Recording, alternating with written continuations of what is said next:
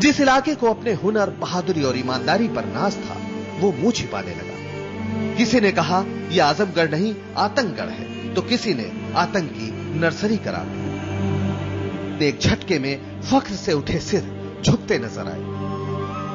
अपने गिरहबान में झांका, पर समझ न आया कि इस मिट्टी में पले बढ़े बच्चे आतंकी कैसे हो सकते। अपने कैरियर बनाने के लिए गया है, वो ऐसा क्यों करेगा? वो अपने को जान जोखिम में क्यों डालेगा? ऐसा काम क्यों करेगा? वो कौन सी ऐसी मुश्किल है? हमारे पास कौन सा अन्याय है? हम जमहूरियत में रह रहे हैं, हमें बराबरी का दर्जा मिला हुआ है। इन सूनी आंखों में झांकती बेबसी देखी। न ये कह सकते हैं कि पुलिस गलत है, न दिल ये मानने को तैयार है कि लड़के गुनहगार हो सकते हैं। लेकिन कुछ समय पहले आई पोस्टमार्टम रिपोर्ट से बटला हाउस मुठभेड़ की पुलिसिया कहानी पर सवाल उठ गए। इसके साथ ही आजमगढ़ सरगर्म हो गया। लोग साफ कहने लगे कि सरकार ने मुठभेड़ की न्यायिक जांच की मांग को इसीलिए ठुकराया क्योंकि वो कुछ छिपाना चाहती है। अब वे लोग भी खुलकर बोलने लगे हैं जिनके बच्चे एजेंसियों की नजर में संदिग्ध हैं। डॉक्टर जावेद आजमगढ़ के नामी डॉक्टर हैं, गरीबों की सेवा के लिए मशहूर।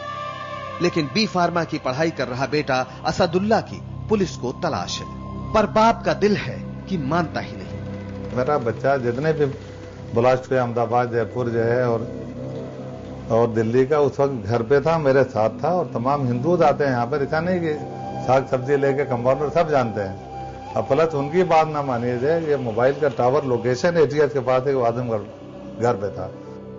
पोस्टमार्टम रिपोर्ट का मुद्दा धीरे धीरे बड़ी गुलबंदी का सबब बनता जा रहा है। ये बात असर कर रही है कि सरकार जांच से घबरा रही है। इसी के साथ आजमगढ़ की गंगा जमनी तहजीब में अलगाव के खरपतवार भी पनपने लगे हैं। संदेह का मुट्ठी भर बारूद सदियों पुराने यकीन के किले को जमींदोज कर देता है। आजमगढ़ के तमाम लोग इसी बेयकीनी और बेगानगी के शिकार हैं। आतंकवाद के सिलसिले में सबसे ज्यादा चर्चित हुए गांव संजरपुर का माहौल इस बेयकीनी का सबूत है, जहां ईद की नमाज तो पढ़ी गई लेकिन खुशियां किसी ने नहीं मानी। साजिद और आतिफ इसी गांव के रहने वाले थे। यहां की हर जबान पर एक ही शिकायत है कि उन्हें इंसाफ नहीं मिल रहा है। हमें तो सबसे ज्यादा शिकायत जो है आपके ह्यूमन राइट्स कमीशन, जो कि दावा करता है कि हम साहब बड़े हमदर्द, ह्यूमन राइट्स के लिए हम लड़ते हैं, जान तक दे देंगे, दावा ये भी है। और मिन नॉन वही रिपोर्ट जो पुलिस ने बताई उनको, उन्होंने अदालत को लिख के दे दिया।